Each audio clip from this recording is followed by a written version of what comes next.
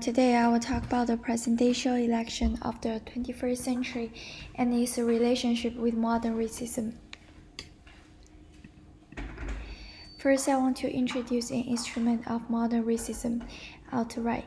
Members of alt-right are enthusiastic proponents of ancestry testing to prove their pure white heritage and to rule out undesired descent from any other groups. The belief in white superiority and the need to preserve it drives the alt-right movement, which gained considerable attention and relevance during Trump's presidential campaign. Here are some impacts during Trump's campaign. A rise in racial incidents ensued in immediate aftermath of Trump's victory in November 2016. Since the beginning of 2017, over 100 bomb threats have been made against Jewish community centers and schools. Trump's travel ban, signed in late January 2017, initially affected about 90,000 people from 7 Middle Eastern countries. 87,000 of those banned were Muslims. Race and racism are not new issues, but in today's 21st century Trump era, discussions about race are distinct from those of the past in that they possess an entirely new dimension, that of genetics and DNA. Race in the new era of human genetics research. In 2003, people can spend $99 to buy an analysis indicating they are, for instance, 80% Native American, 65.1% European, and 6.2% African from companies such as 23andMe, Family Tree DNA, and Ancestry. Here's a graph from company Ancestry showing that variation between the races is large. Thus, each race is a separate category. Additionally, individual races are thought to have a relative uniform genetic identity. Therefore, our DNA can sort us into categories like the 5 races: African, European, Asia, Oceania, and Native America.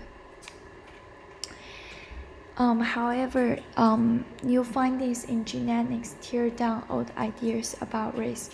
According to a landmark of 2002 study by Stanford scientists, there is so much ambiguity between the races and so much variation within them that two people of European descent may be more genetic similarity to an Asian person than they are to each other.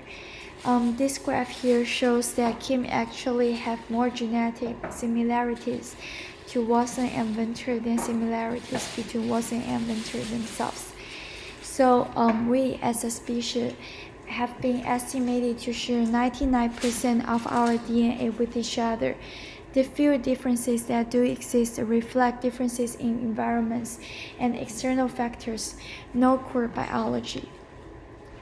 So why learning race and racism is still important today?